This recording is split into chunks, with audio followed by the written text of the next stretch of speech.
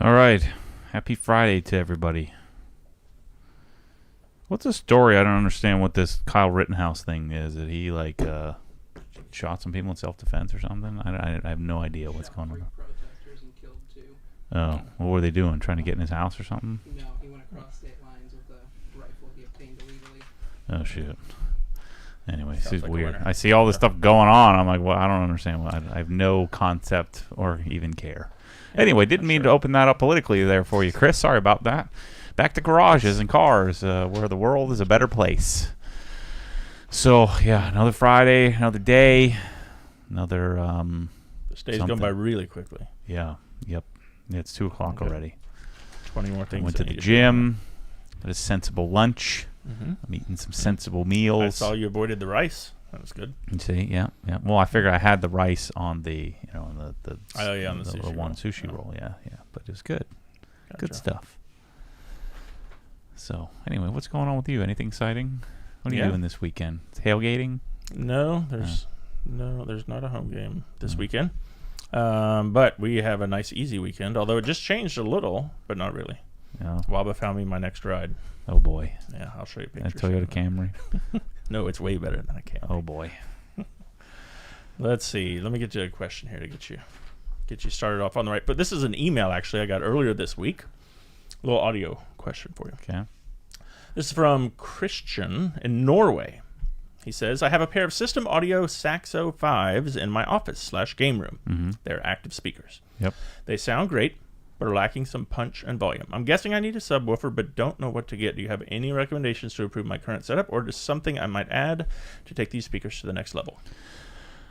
I haven't figured out the more reasonable level of subwoofer at this point of, something that I'm really interested in. I don't like the PSP subwoofers at all. I'm in love with the Dyne Audio subwoofers, like the Sub 6. But you're talking, it's a $2,400 subwoofer. I don't know with those active pair of speakers if he's in that ballpark. You can never go wrong with getting yourself a JL sub, but again, those are thousands of dollars, even used. And so SVS would come to mind, and that sort of lower level stuff you can get. Any of the SVS subs would be a good additive. I don't think that the SVS and of that caliber of subwoofer is not super musical. So if you listen to a lot of music, they're just okay, but SVS is sort of the standard when it comes to mid-level, mid-priced subwoofers, and of course most like Klipsch and most speaker manufacturers have some version of a subwoofer, something available to you, but usually they're not great. I think the best subs in the world are Rel acoustics, which are going to be thousands. JL audio, I think, are fantastic, and again, I'm in love with these Dyne Audio subwoofers. But something that would add some nice punch would be a Sub 3. That one's still about $1,200 or something like that we have. So I think subwoofers are something that I need to add to the list. I'm going to chase a bit here and see if I can find some great, $400, $500, $600 versions. Back in the day, I had many versions of subs that I really liked a lot in that ballpark, but I just have been a little bit further removed because I've been buying expensive subwoofers for quite some time. JTR, Seaton, Submersive. I've been on that realm for quite some time, looking at big monster, these sort of pseudo homemade subwoofers. Another thing you can do is you can build them. You can build like a cabinet, buy it from like Parts Express like I did before. So I've been in that world for quite some time, and I don't really like that world very much. It's a bit too homemade for my liking. I like the fit and finish of a manufactured subwoofer, and so but right now I'm in love with the Dyne Audio stuff. I'm looking for something that I love as much as Dyne Audio that I maybe missed. All right, so this is the thumbnail from today that Mike T came up with. There's you. Yeah. In there. And so that started some GT4 chatter here. GT4 RS, excuse me. And so he said, let's see. Nick says, bye to the 3RS and GT4 and hello to the GT4 RS, question mark? I doubt it. Is that an allocated thing? I get the same vibe from a GT4 RS that I got from a 911R. That if it's not happening for any mortals. Yeah, unless you've been working on this for years and have really developed a relationship with a dealer. I just don't have that relationship available. I talked to Tom Walsh about it at Wilmington, Porsche Wilmington. He said it's unlikely. I said, well, I was thinking about this. I was like, well, what I would do is I'd offer up, I'd trade in my GT3 RS, and which they could make money on. So maybe I traded them at MSRP and they sold it at a premium, and my RS would just turn hands almost immediately. Someone would want it for sure. And then same thing with my GT4, I could offer that up as well, and trade it to them at MSRP, and then they could sell it at a premium. But they're hopefully thinking a bit more logical, and future customers and stuff like that. I don't know, maybe he can work some magic, but I doubt it. And maybe I could talk some other dealer. I think to get that car is going to cost you about a $75,000 premium minimum.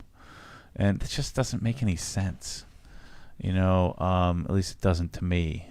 You're financing the future, appreciation of that car, if any. And then I think it becomes too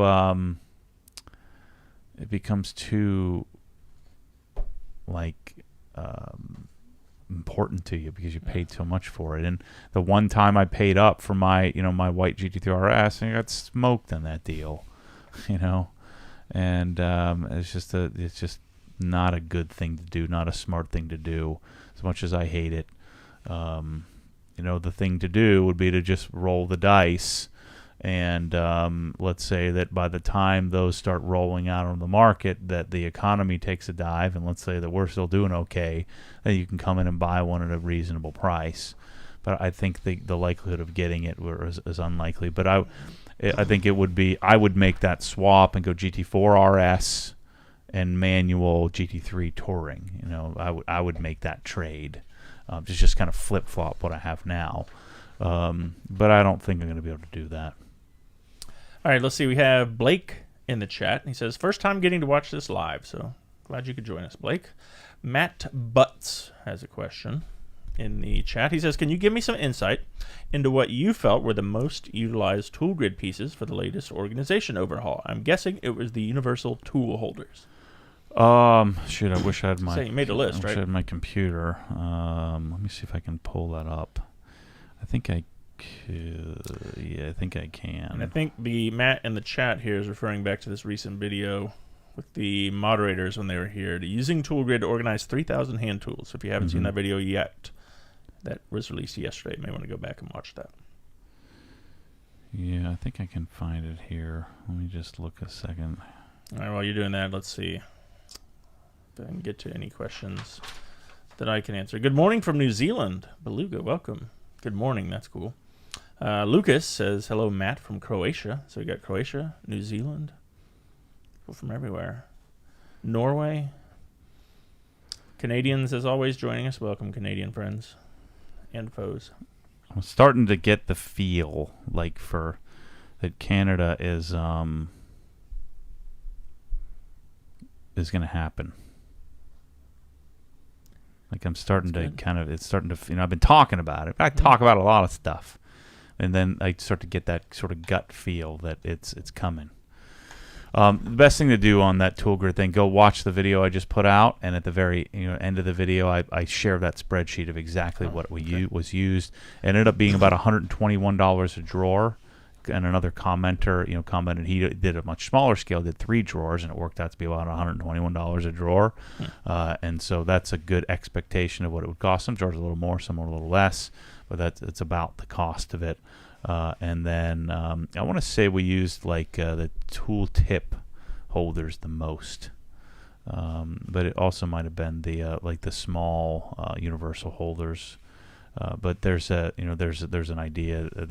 We're going to use that data that I did to in creating that report to figure out to give people some estimates of what they should buy, percentage wise.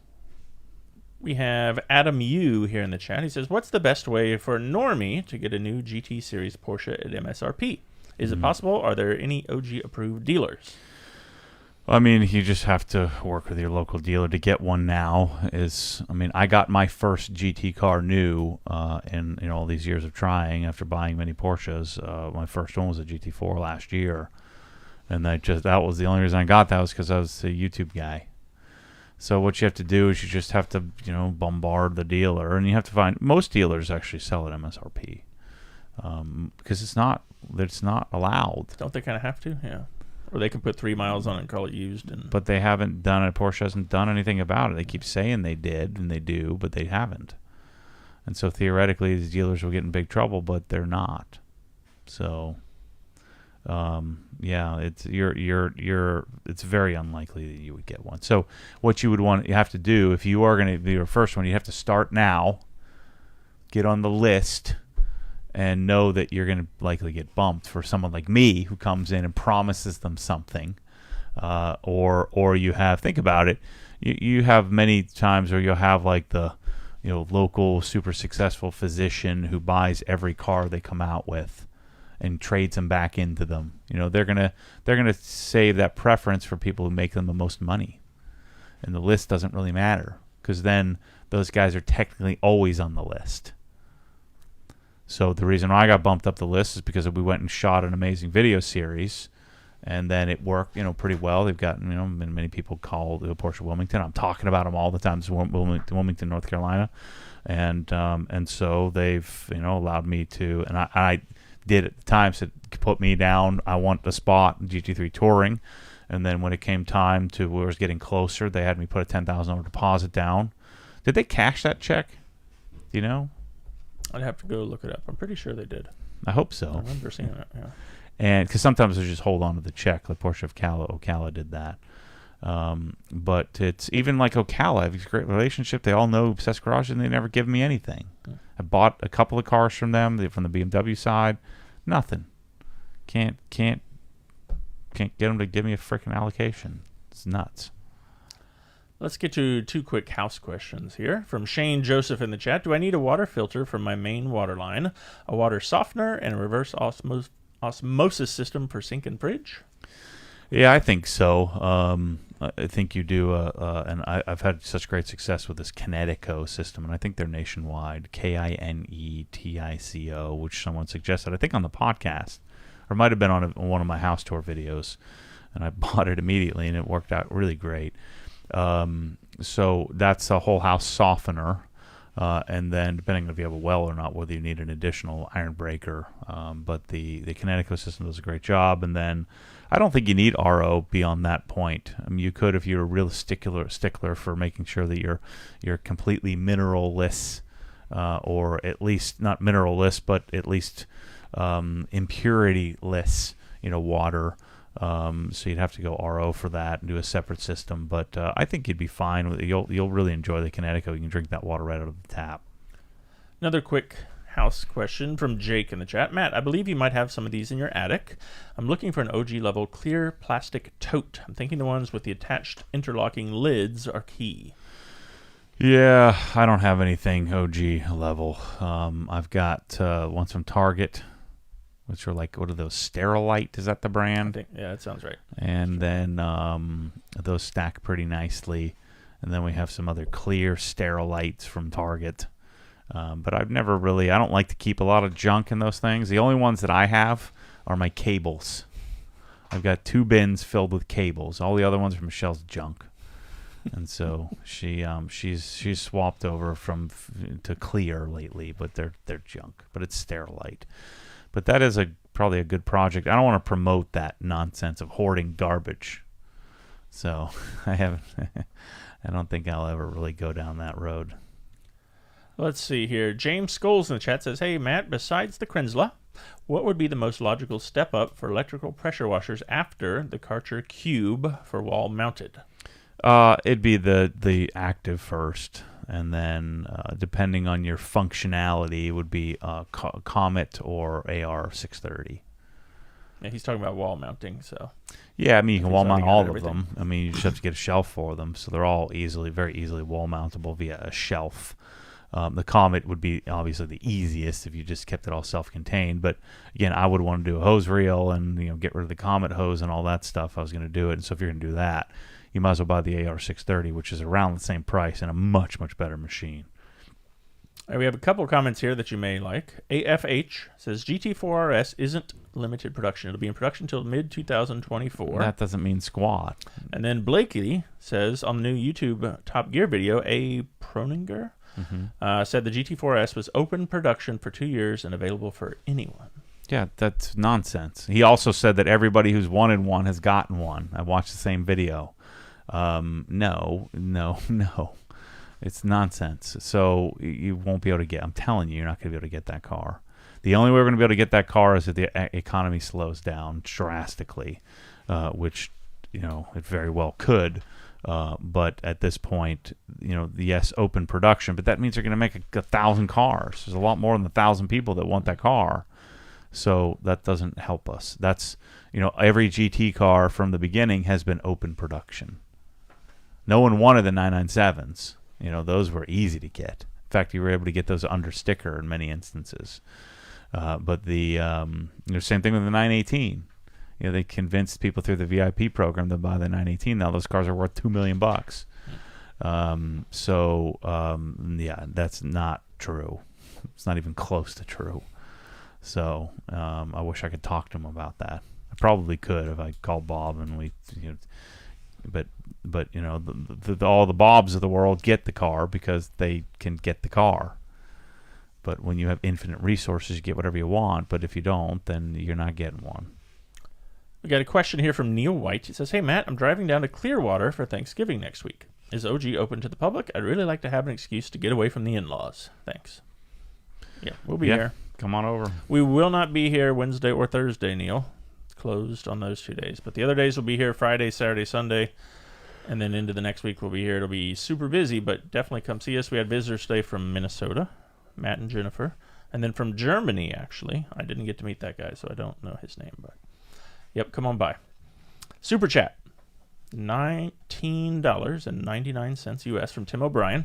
Can you talk about the plan for amps and DACs to complete the audio system? I'm looking for a multi-zone option or guidance on what is best to power in-ceiling speakers in multiple rooms. Cash is ready to purchase. So I'm working through that, and NAD is the main source, and I think Onkyo is going to be my secondary source. I was never a real big Onkyo guy. I liked Integra a lot. Yamaha has still been the company I like the most. The problem, especially for my application for the garage, is that like Yamaha's network, 2-channel amplifiers, which I think we'll do quite well with. They don't have any HDMI capability, which doesn't help me.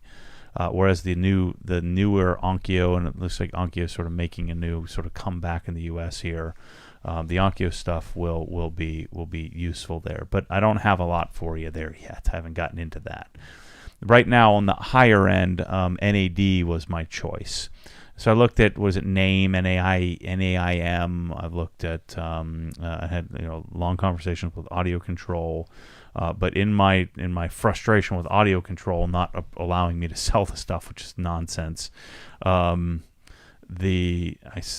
realized that they really don't have good support and a good platform for what we want, which is a lot of streaming capability. And so NAD has some really pretty remarkable multi-zone, multi-channel options, which we can get you now. Just email me, matt@obsessedgarage.com. I'm not an expert in that yet. I haven't bought that yet. I need to buy those and figure out, because they have a combo where you can do like a 16-channel amplifier or 8-pair of speaker amplifier, and then pair with their multi-zone Blue OS multi-zone unit, which will work really well. I'm a bigger fan of doing it this way rather than going like Elan or Control 4 or Crestron. It's just I want to do it myself, and I'm sure many of these guys do too, and I don't want to mess with all that crap. And so the key here is I think you want to eliminate volume controls if we can. And one way to do it would be to buy a bunch of Blue OS devices, so buy a bunch of Blue Sound nodes, But I think Blue OS is the way to go. And if you hit me up, force me to chase it a bit, and we can dig into it a little deeper. But in general, I would prefer to not have a bunch of in-ceiling speakers. I would prefer to have individual systems that then connect via Blue OS. Like at my house, I'll have a system in my garage. I'll have a system in the family room, a system that then has zone 2 out to the patio, and then a system in my office that will all be sort of pairable and handshakeable through the Blue OS app. And I can do that all myself. I don't have to call some place that's going to screw it up. I don't have to run a bunch of wires anywhere, and I can set up each system independently that will sound much better. But that's where this NAD combo can come into play. But it depends on how many zones you have and all that. But we can figure it out. Nick Vinto in the chat says, when are the transparent Pressol bottles going to be back in stock? Well, the 750s are in stock currently. The 500s are already all gone once they came back in. So should we put another air freight? Did we make any money on those? Another air freight order for?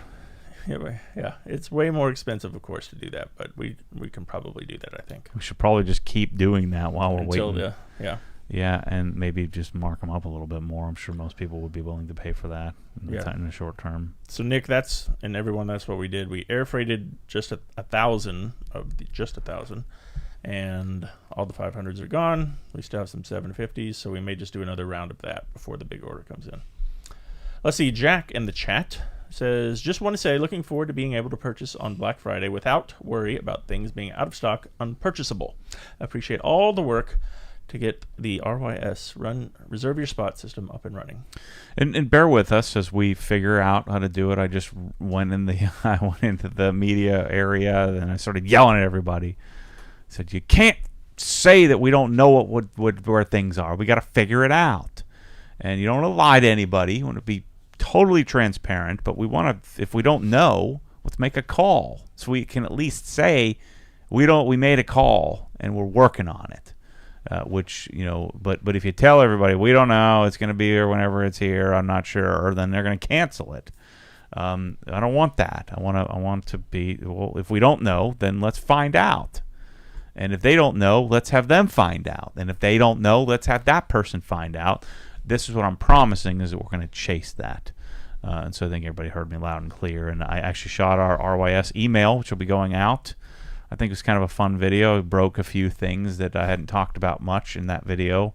That's what I want to do, just try to be creative. And this one isn't all that creative, but it's more showing you the inside, a little bit more inside that I haven't shown in a little while. And showed a couple of new products. And so that video should be going out here today. Yeah, so thank you, Jack. And Tommy and Brad and Ted and I all met this morning as well. And we keep figuring out little things that are going to make this a real pain to deal with, but we're really going to do the best we can and keep improving as we go. So be patient with us, Jack. Let's see. CJ has a good question. He says, if I can't afford to do all my tool drawers with Tool Grid at one time, which drawers benefit the most from doing them maybe one at a time? I think screwdrivers, because screwdrivers tend to roll around in your drawer. And with sockets, you usually have like some old Craftsman system or something like that. So I think screwdrivers are you receive the most benefit from the Tool Grid organization. It doesn't save you really as much space. So secondly would be all of your like wire cutters and pliers, so your plier type devices. That's where you'll save a lot of room. So you'll take 2 or 3 drawers worth of pliers and put them in one. Same thing with hammers. So I'd say screwdrivers, pliers, hammers.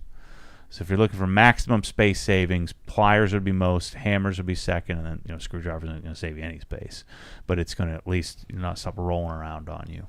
Good question, CJ. Thanks for that. JR's Properties has a super chat here, $4.99 US. What was the name of the online picture framing company you used for your artwork? I recall you mentioning it, but haven't been able to rediscover it. Yeah, frameiteasy.com. So all these frames over here, those are all from Frame It Easy. It's a plastic frame that looks glass. Like we're looking at them here, they look like they're glass.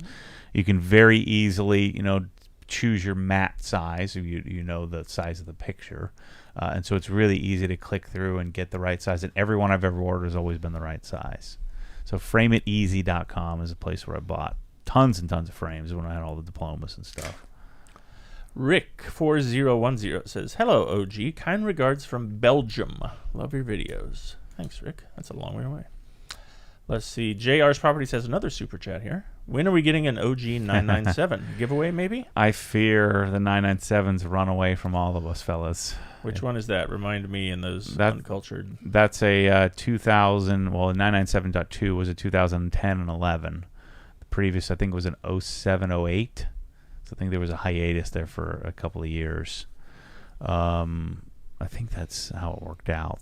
But those, they didn't make a lot of them because there wasn't an economic boom at the time, and they didn't sell as well. So there's not a lot of them. So now they're in the 200 to 300 plus range, where they were in the below ones to mid ones, even for like a GT3 RS. Now they're in the threes, which is nuts. Yes, there you go, JR. No time soon. Joe Cox has a super chat here, $10 US. From your Raymond James days, any advice on differentiating yourself against your peers/competitors offering the same product? Quote, conveying the value of you. Well, I think first start is to educate yourself. I mean, having diplomas and designations, although customers don't recognize the diploma and designation as much as just having the darn letters behind your name and the diplomas on your wall, and then figuring out how to share that with people, socially, like that you've actually done the work. Because most people, so you have to think about it. Most people, and me, myself included, are kind of the idiots of the world, the idiots of the financial world. And I went to a prestigious school in comparison to what most people, we go to Bloomsburg or New Jersey Institute of Technology or something like that. These aren't like the guys at Morgan Stanley are not MIT grads. Those guys end up at Goldman Sachs, or some hedge fund somewhere. Or investment bank of some ilk, and so it's a bunch of people who generally stumble upon it, second career people, and so it's not that hard to differentiate from a bunch of idiots. And I hate to say it, this was me. I stumbled into it because of failure to launch in my engineering career, or never went down that path.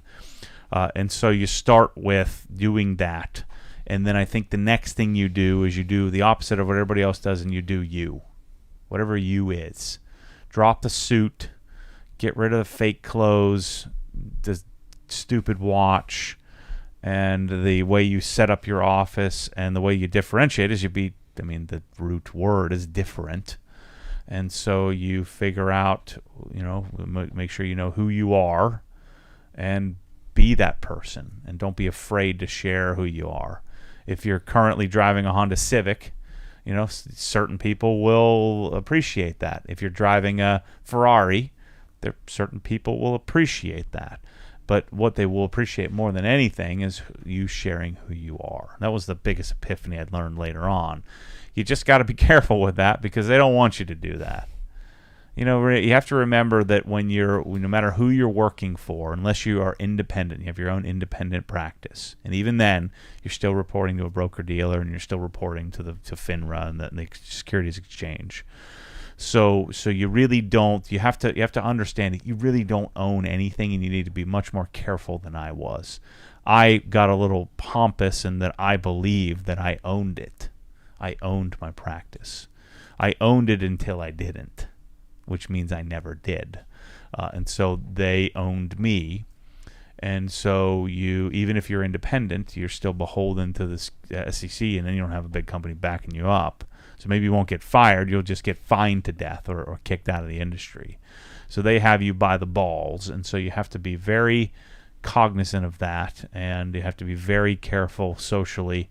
There's this company. Look up on YouTube. It's called Oak. So go to YouTube and search. Just put Oak Financial. There's a company that I don't know how they're getting away with it, but whatever they're doing is genius. I don't know how I don't think it's Oak. Oak Harvest Financial Group. They have 26,000 subscribers. I don't know. It got showed in my feed, but they're making YouTube videos, which they're not freaking allowed to do. And look, they're getting Well, they were getting some significant views, 100,000 views or so. 67,000 here. Yeah, so they've had some 57,000. videos that have hit, and I'm guarantee you they've gotten a bunch of clients from that because nobody is able to do that. So I don't know how. They must be independents, and they probably just haven't gotten busted yet, but they will. But look into that. Figure out how they're doing it. And they're selling the same old garbage. They're using the same thing that everybody else is doing. They're talking about how their financial planning software, and they're just using, what's it called? It's a software that I signed up for as well, thinking I could, but it's freaking terrible. Just like all financial planning software is terrible. Crap, what was that company called? It was... MS Paint. It looks like MS Paint. No. It's that stuff. No, that's whatever their Tracking or yeah. Crap, I want to tell them what it was. I bought it and spent it. So that software that they had, they were showing, back there, that they rebranded on that one. See, that's the software. It's bought it from a mile away, but I had actually bought it. Oh, you like it even more now, as recommended by Dave Ramsey. So they paid for that. Right, so all that stuff is not a differentiator. They think it's a differentiator, but they're not doing them. They're doing who they think you think they are, and that's what's goofy. But this just sharing, just being they're being authentic. They just don't know what authenticity really is, and so they're missing out on that. The name of that financial planning software. They blurred it out. It's right on the tip of my Financial Zoomer is what I can see. Yeah, it's called. It's so funny. I spent a lot of time trying to figure out how I could make this software actually work and not be so freaking goofy. They're making it for idiots to present to idiots, so it's like double idiot. And I was paying a bunch of money for it, like thousands of dollars a month or something like that. It's just stupid. But anyway, to answer your question, this doesn't just apply to being a financial advisor. It applies to every career of where you work for someone, and so even if you're a truck driver and you sort of own your own truck, you really still work for someone, unless you own your own trucking fleet. You're probably beholden to some company that you're delivering for, or you're driving for, or delivering the goods for. So you want to figure out a way to be authentic, so that way you can do more of it and do you more often. Because if you're authentic, like really authentic, like really authentically you, there's no wasted energy in creating this caricature of who you aspire to be. And so you really have to know who you are. But I had figured that out through Obsessed Wealth Management. I ditched the suit. I'm not a freaking suit guy. And just started talking about my cars and detailing and all that stuff. And I'm telling you, that business was on the path to become, and I was going to bring in $1 million a day. Because all these people listening to this, I was the freaking guy. I had all the diplomas, had all the designations, had I used to have the passion for it. Clearly, I didn't have enough passion for it because I don't give two craps about it anymore. But I thought I had passion for it, and so I was the guy. And they, fortunately for me, they walked me out the door because I was sharing too much. TPD Details CR says, how fast do you need to fill the spots in the workshop, the open positions? If there's time, I'll submit my application and find a way to fly out to Florida. I'm sure it is worth it. Yesterday. Yeah, so if you want it, you're going to have to come get Apply soon. Yeah. Very quickly. Our buddy Troy Sowers is in the chat here.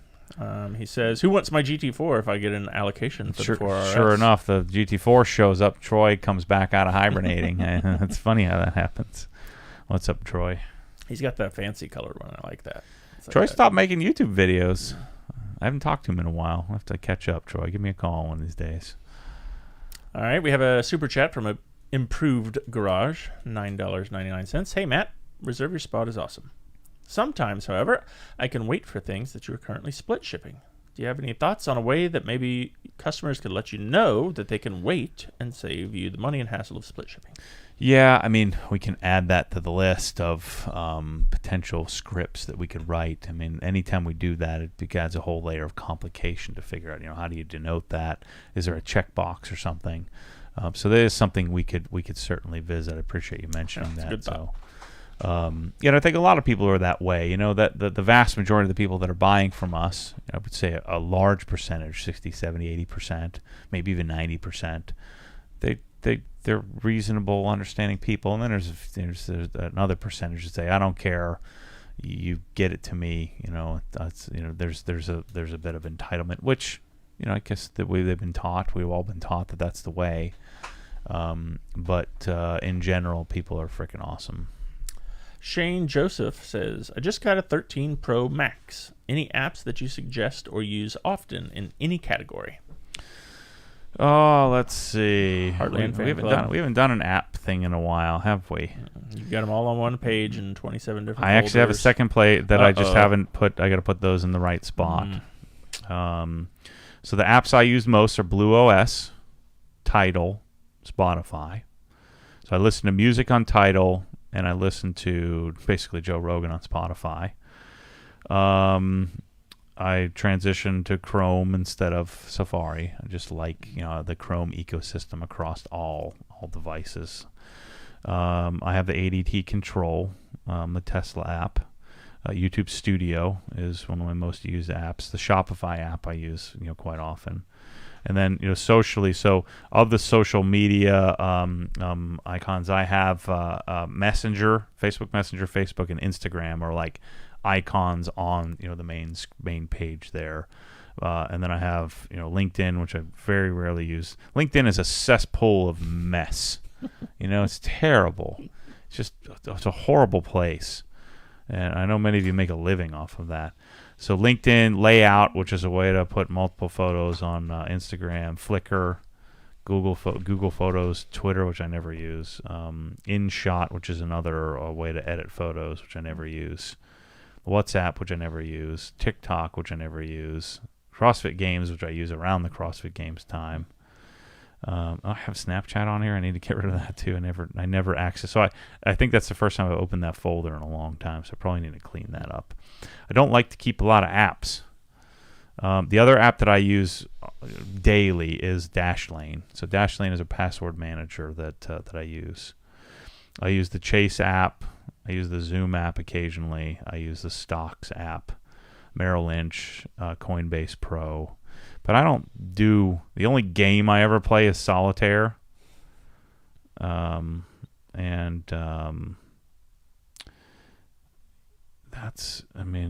occasionally Netflix and YouTube TV.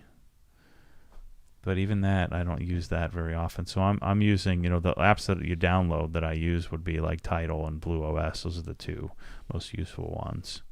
I just downloaded Qobuz, Qobuz, to maybe think about using that audio solution. I can get rid of Apple Music because I don't use that. And then I have the Direct Out Live app. So I gotta clean some of these up. Google Home, I never use that app. Remove that. All right, speaking of music here, from Matthew M. in the chat, do you have any experience with Lingdorf amps and processors? I recently heard a system controlled by an MP60.2.1 and was very impressed. Curious how you feel they compare to some other options. I've never heard of that company. So, all right. Yeah, I'm not saying it's not good. I've never come across them, and I never heard them. Interesting. Troy Sauer says, tell Figueroa to go fix the faucet or something. That's exactly what he's doing, actually. He's helping us get legal next door in the ARM building with fire codes and such. Yeah. Among other things, Craig S. says, do you have a budget estimate on the Georgia Super Garage? Structure, then after OG spec tools and flooring? Obsessed Garage stuff, in there is, probably somewhere around 250, 300, something like that. And then there's a lot of other stuff that we need, like the lights didn't come from us just because we couldn't get them in time for the project and our transition to Cree. I wish we had just done the OG spec lighting in there or the OG lighting. The original stuff is better than what we put in there.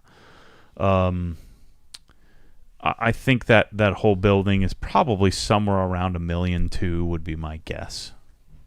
For the building alone? For everything. All the OG okay. stuff, everything in it. It's probably somewhere around $1 million too. So I don't think that the homeowner added it up or wants to know. So it'd be all of us. It's the same thing for me.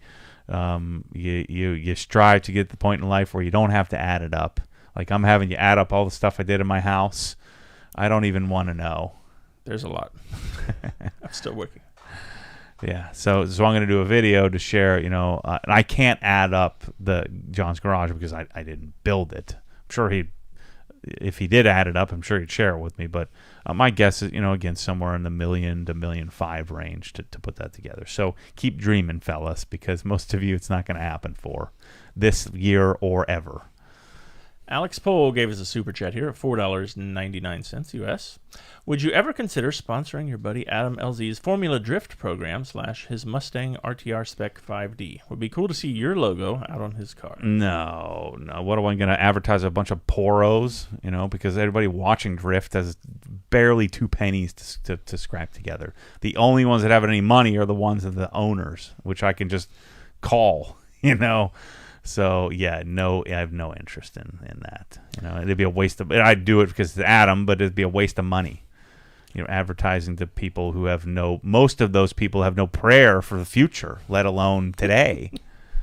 All you drift dorks, forget it. There's no prayer, no chance. Nick S says, "Hey Matt, can you describe how you polish PPF?" You would do it the same as paint. You just got to be cognizant of the edges. You usually don't have to make as many passes, and you don't have to add as much pressure. You can usually just lightly polish it, and you'll be good to go. But there's really not much difference than paint. All right, let's see here. Brian Schwab says, "Hey, what's up, guys? Thanks for the fast shipping on my new pressure washer setup." Nice. Thanks, Brian. Glad it got there soon. As long as we have the stuff, it goes out super quick, I promise. Yeah, so I'll mention what's going to happen here shortly is that we're going to send everybody an option. I have 150,000 feet of hose. That's it's a little different than the Cobra Jet, but it's just as pliable. The fittings are just as good. The crimp is probably better, it's the same cost. It's a much more costly hose. So I think that the actual hose, because the Cobra Jet hose is a Chinese sourced hose. This is a American sourced hose. They build it right over the border in Mexico, northern Mexico. But it's a Gates hose, is the root hose of the thing. It's a little bit bluer, like truer blue. But you can see the ribs of the wiring inside of it, so it's a little bit different. But we're going to offer that up to everybody who's bought a Cobra Jet. Hey, do you want to wait until the Cobra Jets come, which they're going to be sprinkling in over time here, or do you want the? I'm not calling it OG spec because I want to leave room for. There's this one hose that I've got my heart set on that is freaking transcendent. I have a feeling it's going to be like $400 for that hose. Retail. I'm not sure. I'm hoping not. But so I'm going to save the OG spec name. So we're calling it the Obsessed Garage, high pressure hose version 1, and so V1.0. And so that'll be coming now. We're building them right now. But remember, 150,000 feet of hose is not that much hose. That's 1,000 100-footers. That's 2,000 50-footers. So that's in the amount of hoses that we sell. That's not that many. It's a good few months worth, but not as many as I want. So I'm hoping they can keep supplying me this. Then the goal is to scour the earth. I mean, this is the hose that we can get that's good. I don't know if it's great. It might be great.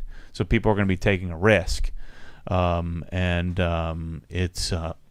it's one of those things where the goal long term is to be able to either just keep buying from MTM if they can keep supplying me stuff, but I can't keep relying on manufacturers because they keep screwing it up for me. So I'm trying to aid in helping my own destiny here. So we probably keep selling the Blue Cobra Jet and provide people an option for an OG version and then hopefully an OG spec version, have different tiers. Let's see here. We have a super chat from P Diddy 97, $4.99. You're gonna love this one. Hey Matt, love the videos and the channel, but I have to ask, how do you justify rolling through red lights and rolling through stop signs? Obsessed, but not about safety? I write the rules for my life. No one else does. So let's say you're sitting here, in Lady Lake, and there's, you're making a left turn, and there's no one coming, and you can see for like 2 miles. Yeah, a mile and a half, and there's no one coming, and you're just Michelle. She's just sitting there.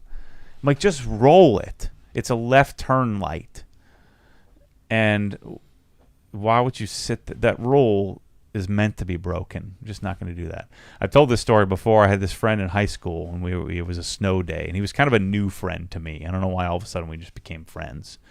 And so we got out of school early, and I didn't have my license yet, and he did. And he said he's like one of his farm boys, so he's probably been driving since he was 10. And so he had a truck, a 4-wheel drive truck, but like a little truck. It was like a little 4-wheel drive Ranger or something like that. And it was maybe 10 minutes from school to 15 minutes to my house. And he's like, well, I'll give you a ride home. And I'm like, okay, cool. And let's do it. And he says, so you don't have to wait for the bus and do all that. And there wasn't really a ton of snow on the ground yet, so it wasn't treacherous or anything. But there weren't as many people out as normal. But every single stoplight, he would just kind of mosey up to. He'd look around. And this is rural, Hazleton, Pennsylvania, Drums, PA. And he'd just kind of roll through it. And I was just shocked. I'm like, what are you doing? He's like, well, these stoplights are kind of, to me, just a suggestion. I'm looking around. I'm assessing. There's no one I can see for miles. There's no one here. It's just like a red light that only has a right turn into like the grocery store. There's no one coming out of the grocery store, so I'm just going to kind of mosey through it. And he wasn't like aggressively rolling through it. He just kind of stopped. He would treat it kind of like a stop sign. He'd look around and just kind of roll through it nice and slow. And I've always remembered that. I'm not freaking following your rules. They're not, my rules are different than your rules. You follow the rules. I'm going to do what is right, not. And this is why I've always gotten in trouble in corporate world. Rules are there as a guideline, but if there's a better way to do it, why don't we change the rule? That's what's so infuriating. What's going on right now? These rules that these morons are making up that make no sense. All right, we're going to wear a mask, and then we're going to sit on a plane, but then if you're eating some Cheez-Its, then you don't have to wear the mask, but you're still sitting 3 inches from somebody. It's freaking stupid. So, I'll be courteous and, sort of follow the rules, and then then I'll come up with a way to, like, eat a Cheez-It every minute for the entire flight because it's stupid. These rules are meant to be adjusted. And if a rule isn't adjusted, then I'm going to adjust it. So making a left turn, it's like using your turn signal to change lanes when there's no one around. What's the point? It's stupid. Right, so but if there's somebody there, like, hey, let me let you know where I'm going. Mm-hmm. Just use common sense. That's a good question, though. I like that. Thanks, PJ. You keep following the rules. I'll keep breaking them. We'll see what happens at the end. Alex in the chat says, what's the pillow that you use to go to bed? You said it last time. Columbia. It's the Columbia Cool something or other. Yeah. All right, let's see. Paul Farmer says, hey, Matt and Chris, have you thought any more about the Raptor giveaway? I'm ready to spend some monies and win. I sent an email today trying to get the, I don't know if he's responded. I need to get a Gen 3 Raptor. So you guys got to find me a Gen 3 Raptor. And, and then someone asked if you get the if you dedouche the slightly douche Raptor SDR, will you change the name or will that name stick with it? Oh no, it'll lose that name. Okay. It can't be the SDR if it's not an SDR anymore. If it's dialed, it'll be the DIR, the dialed in Raptor. Armin has a suggestion for you. iOS 15 has the app library on the far right page. You can hide all other pages and just have a main screen and app library. Yeah, I'm just so conditioned to... You got your camera there. Yeah, I'm so conditioned to having them all there? Yeah. But he's right. Because the app library, can you? I guess you can move it around, can't you? What the heck? I just messed something up. Dear it. Lord. Good job, Armin. Yeah, I'll have to look into that. I spent a lot of time setting up the mission control on my, or not mission control. What's the other one? It's the one you probably don't even have it up. So go to the bottom of your dock. Yeah, the one on the left is starts with an L. Oh, Launchpad. Yeah, Launchpad. So I spent a lot of time setting that up for the first time on my M1 Max. Yeah. Okay. You didn't even know that was there. No. I think I accidentally brought it up. Why did you have the app there if you don't even do it? I just do what I do. Oh, boy. All these things get in my... I don't have GarageBand. Why don't you get a new login? I messed up all the... yeah, I saw that. You deleted my bookmarks. Yeah, get out of my... get your own. He's logged into my Google hyperlink. I had some great bookmarks. I had to go refind them all. I'm gonna delete them all. I knew that I'd finally get you out of my life when I'd start. That's the way to do it. You're so lazy. He keeps adding bookmarks to my bookmark group. It drives me nuts. I delete them. Like get this out of here. I don't want that. Oh man. Like CPA.com or some live state income tax whatever. Get out of here. I don't want to see that. I want to have Google. Or no, YouTube and Facebook. That's it. Used to be forums, but... All right, Justin Loving wants to know which computer monitor mount was used at the Georgia garage. Do you know? Yeah, it's a Yellowtech Mika.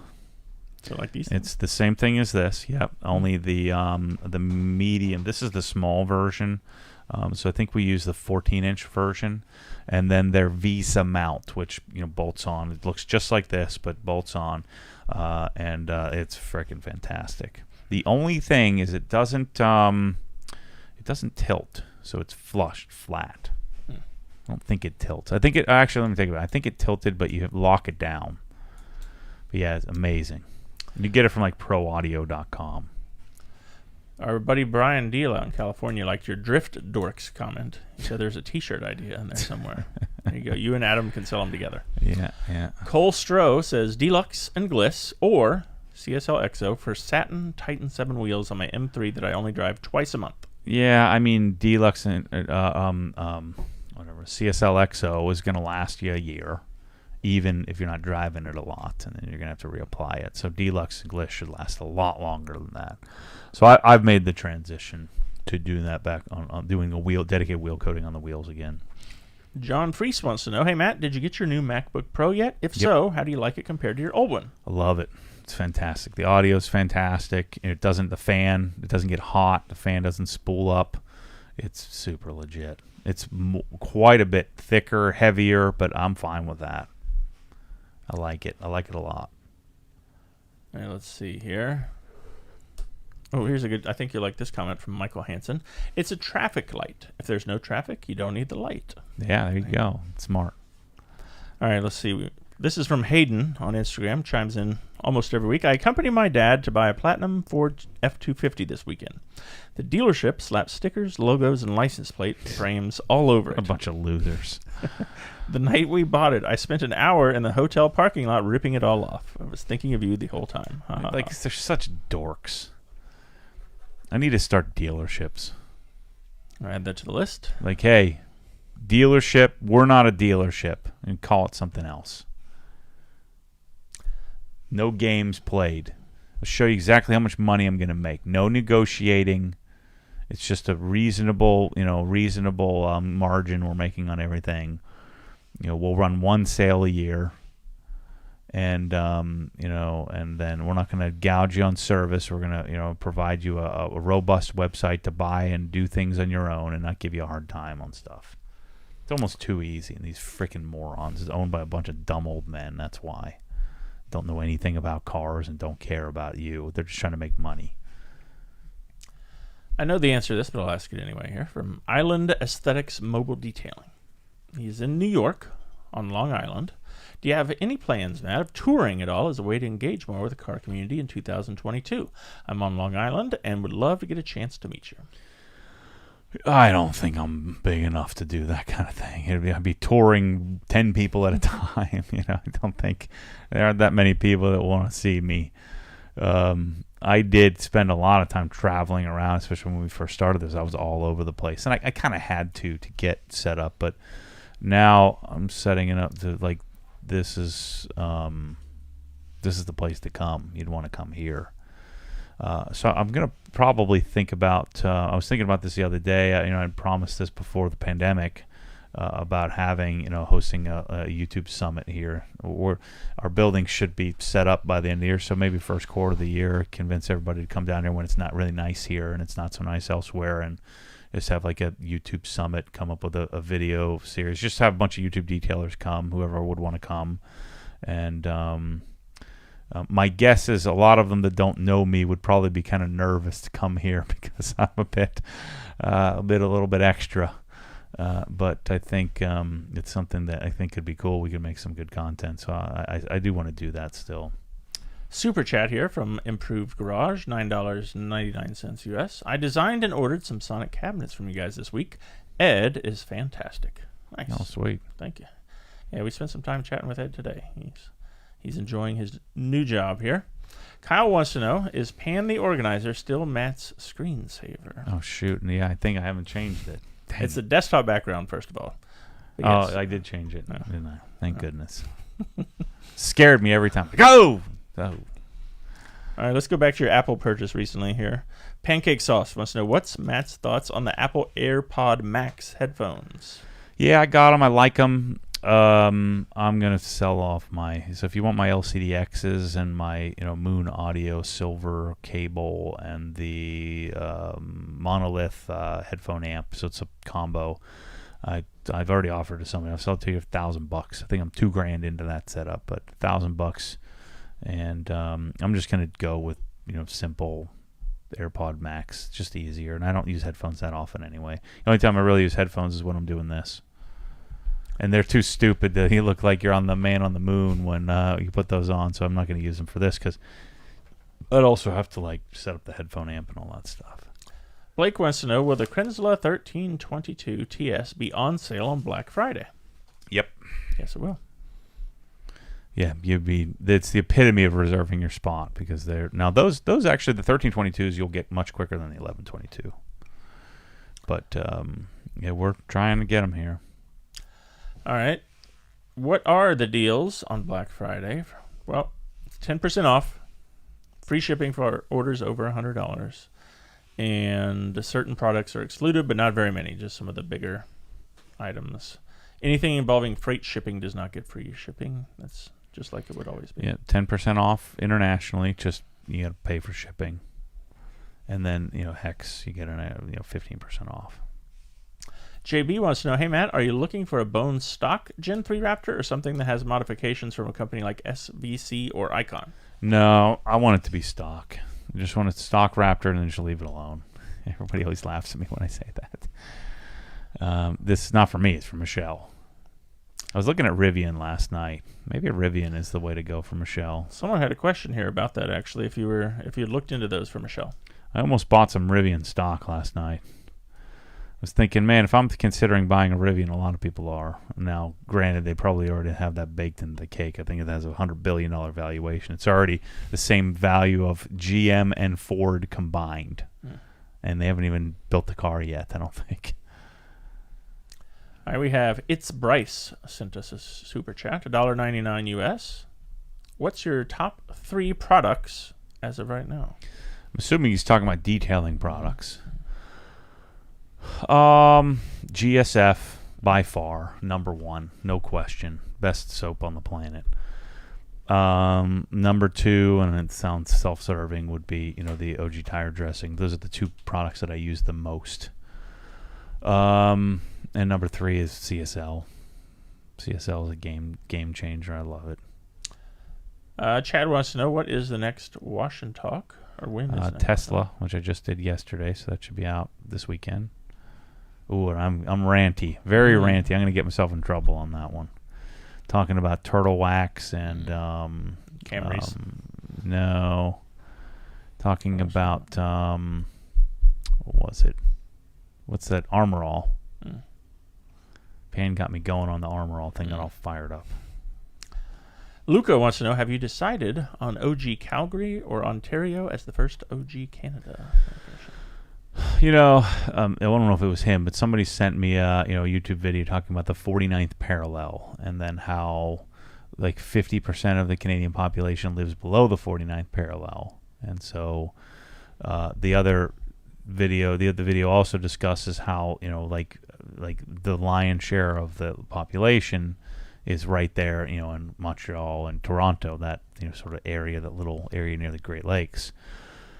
I mean, I guess it makes sense to go to Toronto, but I just need to go to Toronto. Like I said, when you guys decide that it's not The Walking Dead, and let people come to the country, I'd like to come there and go to Toronto and check it out, spend a week or so there, and then maybe find something. All right, let me get to an Instagram question here from our buddy Brandon, who was here last weekend, one of our moderators. Hey, Matt, can you please have Mike F. on the podcast ASAP? I don't think people fully grasp his skills, and when you say he is a wizard, that doesn't really explain very much. Yeah, do an interview or a podcast or something. Yeah, we'll get him on for sure. He's going to be in every darn video from here until forever, so we just shot the video of, I sat in the back seat and messed with him while he did the Tesla radar install, and he found a switchable outlet, which was darn near impossible. That's good. Ryan asked about this on Facebook. Did you ever finish the radar detector install on the Nerd 3? I can't find a decent video anywhere on a 2021. I had my Nerd 3 corrected and coded 6 months ago. It's garage kept, always clean. I've noticed it's not as slick as it used to be when drying with Beadmaker or other drying aids. Blah, blah, blah. The towel doesn't slide as smoothly. Is there a product that will take away the grittiness or possibly take off all the build-up drying aids I've been testing without damaging the coating? Yeah, probably not. You're probably going to have to just auto-scrub it and then start over and polish it. Yeah. Once it gets like that, it's hard to fix. So you can try doing, just auto-scrubbing it lightly with the blue auto-scrub and a good lubricant after do the normal decon. Wash it with some decon soap or a Carpro Reset or something like that, and then spray it with some iron remover. You probably won't have any issues there with iron. And then do a light auto scrubbing, and you probably won't get a lot of marring doing that. It'll be fine. Make sure to do the glass first, and then see how water does. See how it washes after that. Go to using like OG drying aid on it and see how it looks. But you're probably going to want to just do a light single step polishing and reapply. Ken Jeeper says here in the chat, he just bought a Marilex foamer. The IK Pro 2 is getting a punt from the 50-yard line. Smart. Yeah, I mean, they're both pretty not so great, but the Marilex is much, much better. Let's see. Our buddy Brian wants to know, is the KWS 700 included in the Black Friday sale? Yep. All Krensla products? Yep, you'll be second behind me, or probably fifth or sixth behind me, because I had to sacrifice mine for John's Garage up in Atlanta. So I need one. Drew A wants to know, have you used the Sonic torque wrench? And if so, what wrench is your favorite torque wrench? I don't know that Sonic is my favorite, but I like those clickable wrenches much, much better than the Snap-on stuff. And I was just talking to Mike. I said, how do I calibrate these things? He's like, well, you send it off. I'm like, I don't want to send it off. He says, well, you need to get the machine. I said, well, how do I get the machine? I got to talk to Mike. And he's like, it's real spendy. I said, well, what's that got to do with anything? And then I can calibrate everybody's torque wrenches. Let's go. How do I get that? So I'm going to work on that. Mike is not coming on the podcast anymore. Let's see. Hey, Matt and Chris. This is from Christopher Riga. Matt, will there be any Milwaukee discounts for the Black Friday sale? Ooh, I did this for you, the people. I made this happen. So I got a call from my Milwaukee guy saying, hey, for the year, you guys killed it. You had 25% growth and blah, blah, blah. And we hit new numbers, and you've got some dollars to spend, some marketing dollars. What do you want to do with it? I said, can we use it to apply to our free shipping deal? So that way, because if I do free shipping on Milwaukee, I lose money, basically. If I do 10% off, I lose money. If I do free shipping and 10% off, then I definitely lose money. So I'm paying you to buy Milwaukee on the tool package, or the ones with the batteries. The batteries included. So the Dash 2.1 and Dash 2.2 kits. So I asked them if we could, there's something else we can do. And so there was another promotion running where I could buy 4, get 1 free. And so that would increase margins quite a bit. And so we are, and I got special permission because they don't allow you to run sales and discounts. So I got special permission as long as it's in the cart, which it will be in the cart. It won't reflect on the price of the product on the website. That 10% off free shipping, 15% off free shipping on X, which means I'm going to lose money, but hopefully not too many Hex people will buy the stuff. But yeah, all Milwaukee's good to go. Or do me a favor, Hex members, buy the tool onlys, because those have enough margin where I'll make 2 or 3% when it's all said and done on those. So yeah. So there you go. Good question, Christopher. I'm glad you brought that up. Ant Lauder on Instagram says, I bought a few of each of the Press-All sprayer bottles. Is the current consensus to use the household bottles? If so, should I order the household bottle with the industrial weighted sprayer? No, I mean, the industrial bottles are still the way to go. We just don't have a path forward yet for labels on those. So that's been that's the hold up on those. But industrial spray head with industrial bottles is the way to go. The black ones, I think, are the best looking, even though they're a little odd, but they're also the most ergonomic.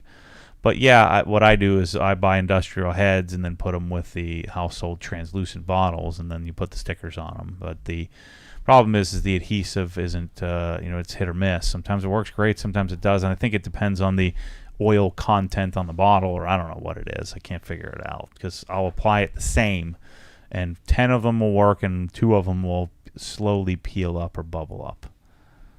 Let's see here. Speaking of Press-All, Clarity Auto Detail says, any plans to discuss with Press-All a way to get Brake Buster to stop eating the sprayers? I have them last as little as a week sometimes, which is fine for now, but eventually I think they're going to need to be addressed. It's definitely possible. I run Tolco sprayers without many issues.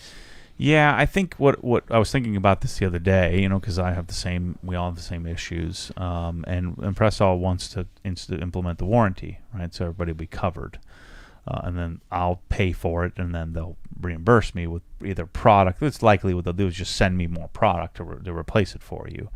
I don't know how they're going to reimburse us for the shipping cost, so that's what I got to nail down. So I think what I'm going to do, and we're going to work with Brad and Bryce on this, is figure out. It'll be a bit annoying for all of you, but I'm going to ask that you appease me on this. Is that when you need a warranty, you're going to go to the site, go to some page that we build, and you'll just fill out a why. What are you using in this bottle? Why did it fail?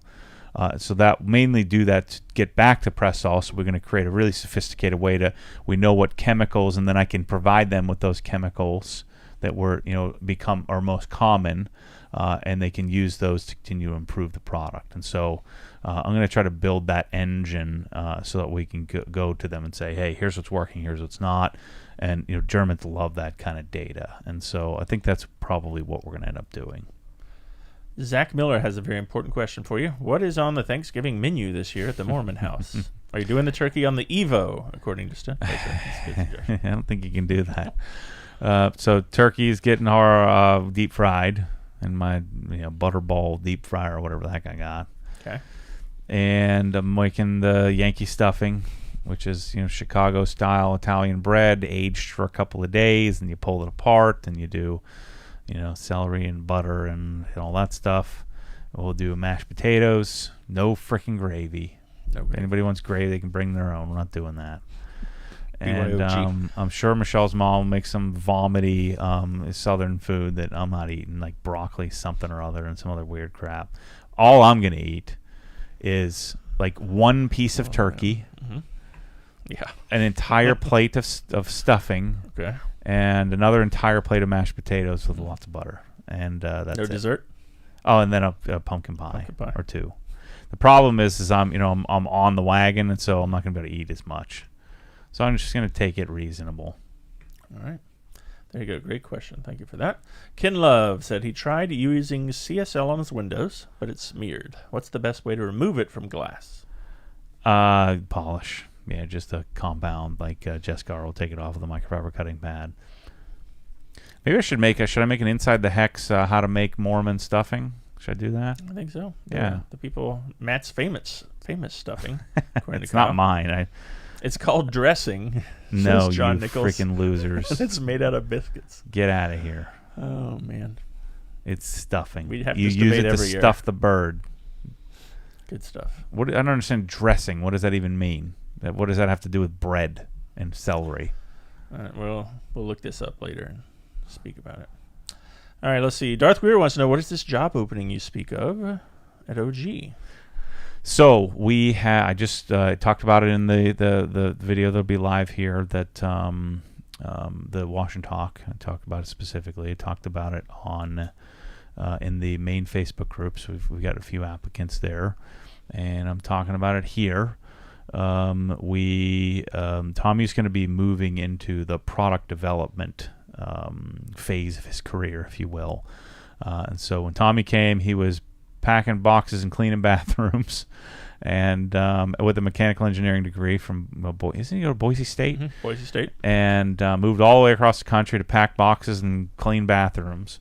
He volunteered for the clean bathrooms part. I say that because it makes the story sound better. I think he's still sneaking in there and cleaning the bathroom sometimes.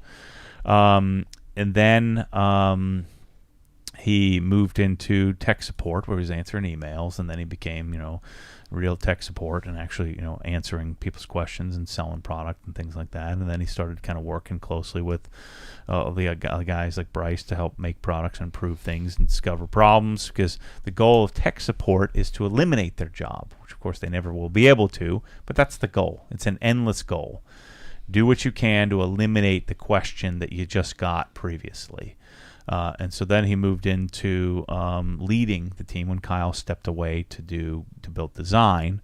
And by the way, all these guys have built these paths on their own. Like I kind of gave a little guidance, and then they have made this step-by-step process on their own without me really doing anything. They just did it. And one day Kyle's like, "Yeah, I'm in design." I'm like, "Oh, okay." I guess him and Chris kind of worked that out. I'm like, "All right. Yeah, good. Let's keep going with that." And so Tommy's natural path has been to move toward product development. So like for instance, with one thing that really made me push in our last coaching call was we meet once a month with the whole leadership team of Suss Garage and my business coaches, and just kind of hash things out. And whether they're good, bad, or ugly, we kind of work through things. And I sort of posed the scenario that I spent the entire weekend with the moderators, some of the original OG moderators from the Facebook group, and they've all become great friends of mine and of each other. And so we spent the weekend together, and I instead of using and abusing them this time, I said, well, let's just chill. Well, they don't like to chill, and so they wanted to do the tool grid of my home garage, and which was 3,000 tools.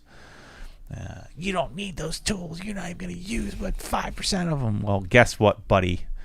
I'm not going to use 90% of my money either. That's the goal. So, yeah, hopefully I don't use those tools, but I probably will. And so we tool gridded it, and at the end of that, I'm like, man, this is really complicated. It's like hard. It'd be hard to buy this. It was hard for me to buy it, and I was just coming and robbing my own shelves of the inventory. And so that's when I sort of I told the story to the leadership team and said, how do we solve this to where in the past, that's what I would do.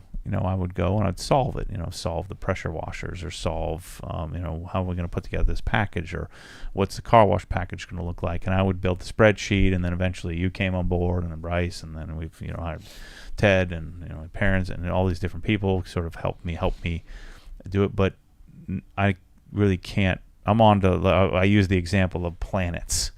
Like we're Milwaukee. The Milwaukee project was Earth.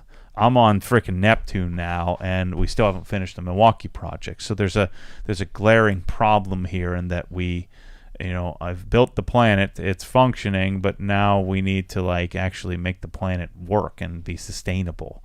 and so like audio and Cree lighting when that comes, and so we need somebody to develop those products, and so Tommy's going to migrate to that.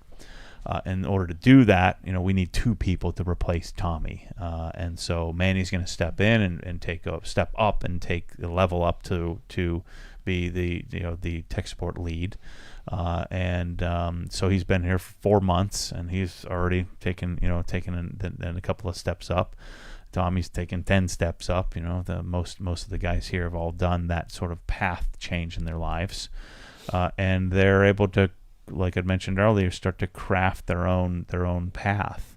And this is something Tommy's been kind of setting up to. I didn't choose him; the whole team did, and he kind of chose himself. He sort of spoke and said, "Well, I'm probably the guy to do that."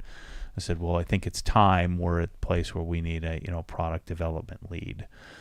So we need to hire some people to come in and become subject matter experts in all things that we do here."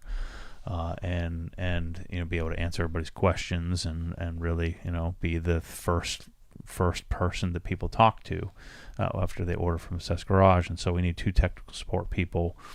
I will tell you, Tommy, Lewis, Manny, who else has moved across the country?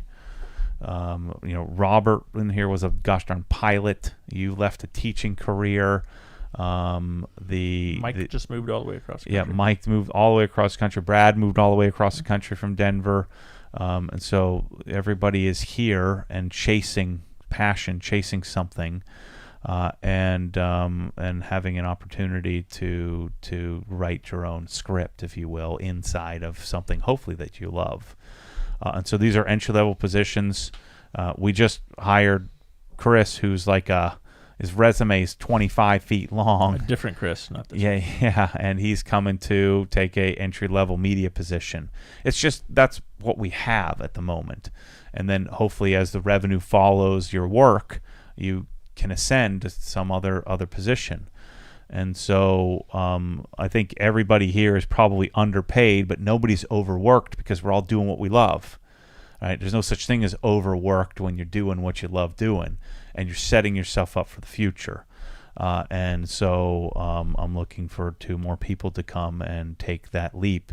Now, I asked Lewis, I asked Robert, I asked Tommy to come and clean bathrooms and pack, move paper around and unload, pallets. And now they're all, doing something they love doing. Justin came in, was pulling things off of pallets, and now he's our, lead sort of assembler up there at Curated. And so, Ted is, and my mom are running the warehouse, and so there's paths for people. And so I think that this is a really unique opportunity for the right 2 people to come and have a frickin' blast in that room over there with those guys, and we get to play with the coolest stuff in the world. So that's what I'm looking for. I'm hoping, send your application to Obsessed Garage /careers, and Tommy and Manny will sift through and kind of contact some of those that kind of make the cut. I would suggest that you be creative. I don't have to tell you what to do if I say be creative. Be creative. Figure out a way to make yourself look good and interesting and be authentic, and come on over. We have some solid advice for you from Ben Finner in the chat. He says, the new giant Little Debbie Christmas trees are a mistake. You have been warned. There is a giant? I don't know what that means. I still haven't gotten that ice cream yet. I need to get that. I looked the other day and they didn't have it where I was shopping. Oh my gosh. They have like the giant zebra cake and the giant oatmeal cream pie. I think that's what he's talking about. That's not even giant. That's like a little morsel for me. Single XL. Yeah. Let's see. M. Lee, go back to the stuffing chat here for just a second. We have Zach says he seconds the Hex video for stuffing recipe. Okay. AFH request, please, inside the Hex vlog Thanksgiving. M. Lee states that as per Sam the Cooking Guy's latest video, stuffing goes inside the bird. Dressing is served on the side. Yeah. So, well, are those two different things? It's stuffing. It's called stuffing. I'm confused. Stint Placer says Rivian stock is up $10 a share today. I don't know if that's good or bad. Well, it was down 30-something. I should have bought it the other night. This is 2 nights there. Was it last night? 2 nights ago.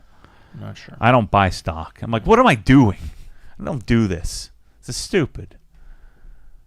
Let's see.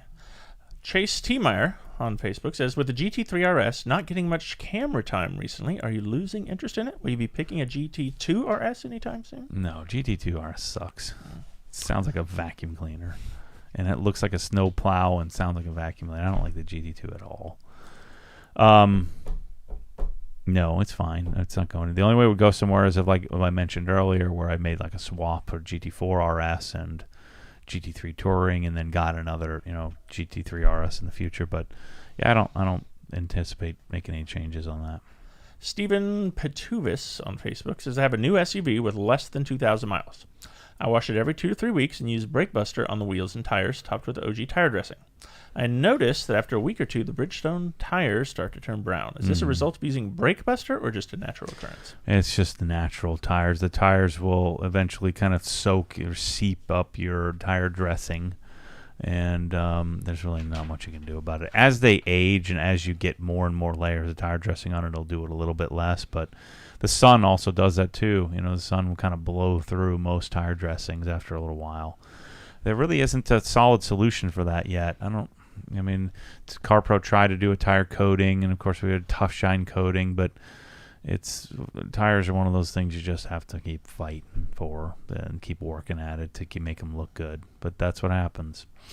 All right, Steven wants to know if you've watched the employee vlogs yet from the time when you were away in Georgia. No, I haven't, actually. I need to get moving on that. This weekend. Now you know what you're doing. Stephen B. Bouchard on Facebook says, hello, Matt and Chris. I've been working on my new PC setup. So far, I find it to be lacking in the audio department. Mm-hmm. Right now, I use a set of Logitech USB desk speakers when I do not need my headset. What do you recommend for a PC audio setup between $1,000 and $2,000? He's also attached a picture here. So if you got that much money, then you can do LYD5s for sure. You can do so.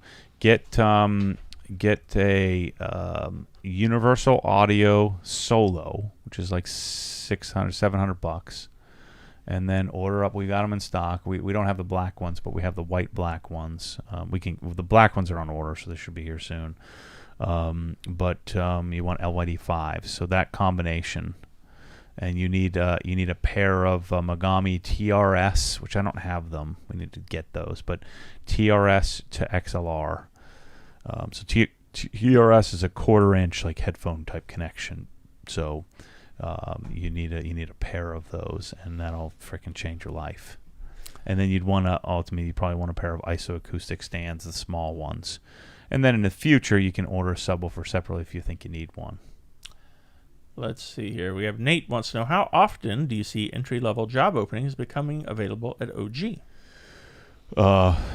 Monthly for the next 10 years. More and more often. Yeah. All right, let's see. I had one more question. Oh, this is from Mason on Instagram. Hey, Matt and Chris, I live in Bryn Mawr, and with winter approaching, I was wondering what Matt's best tips for washing in the winter. I'm not really the right guy for that. A good guy to watch would be Rick's Audi Double, Rad Garage, RAD Garage. He lives in Calgary and deals with some nasty winter. I'm just not an expert in it. I wouldn't really treat the car much differently other than trying to figure out how I'm going to wash. Bryn Mawr is Philadelphia. It was Northwest Philadelphia. And, it's the winters there aren't crazy. They aren't horrible. So there are some days we can sneak in a 40-degree wash outside in the winter, a 35-degree wash. But I would probably just get some work on trying to find some waterproof gloves so I can go out and wash in the winter and just treat the car like normal. All right, Verdect1 says, what is your playlist for music you use to test on the speakers you've been trying out? Let's see. You got any go-to playlist or?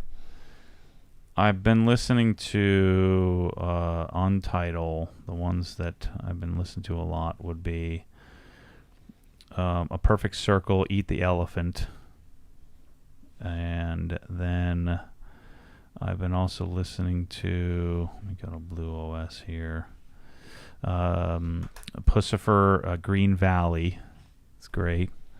Angel, or Massive Attack is the band Angel. that. I can only find that in CD quality. Wrecked by Imagine Dragons. Those have been the main songs I've been No listening Ariana to. Grande in there. No, and then Sarah Bareilles. What's that song that I listen to often? Let me go to the album. Oh, here, this is from Ben while you're looking at it. The brown coming from a tire can also be the oils from the carcass naturally traveling through and is out all tires that are exercised. This is why it can seem endless. It comes from within. Oh, shoot. Ben the scientist, thank you for that. All right, Matt's still searching the Heartland soundtrack. Is there a soundtrack for Heartland or like theme song or something? There's there's a theme song, but I don't, it's not. You don't crank that out on the Evoque 50. Yeah, sorry. This Chris from E3 Customs was asking if there's some door panel hardware. I said he was wondering if there was a few things that are missing. I'm like, oh shoot. All right, so here we're about to sign off. Next Friday, we are going to do a podcast. It's Black Friday. Yeah. I'll step away from helping down the warehouse. You'll step away from eating Little Debbie's, and we'll come meet in here and do a podcast. So we will be doing this next week. We are closed Wednesday and Thursday, as we said, and then working through super hard Friday through the following Friday to get all your stuff out to you as soon as we can. Cool. So here you go. I wanted to show you this. So this is my new ride right here. Ready? Bob, help me find it. Oh boy, yeah, it's a Camry. It's not a Camry. Yeah. For all the listeners. That suits Terrible you, that radio. car. One elderly owner. 2001 Lexus LS430, 61,000 original miles, one elderly owner, Uh-huh. $9,000. Oh my gosh. It's a steal. What was that car new? Like 70? 80? Yeah, I don't know. That's a good question. I'll have to look that up. Yeah, this dude goes on and on. So Waba found it this morning and texted me, and he did some research and helped me out. So, Yeah. and what might be a very poor decision on my part, I'm giving Waba and Jeff cash, and they're going to get this for me tonight. So. Oh boy. So yeah, the truck will be going soon. Sorry, truck bros. I couldn't pass this up. I'll write about my car progression in the Facebook group, tell you all about it. But thank you all for listening. Thank you for the comments, the questions, the smart remarks, all that good stuff. And we will be back next week on Friday, November 26th, Black Friday. Don't forget, Black Friday at midnight is when it starts, our sale, the one sale we do each year, and runs through Monday at 11:59 p.m. Eastern Time. So, Cool. thank you guys. See you ya. next week. I got to go find these E36 parts.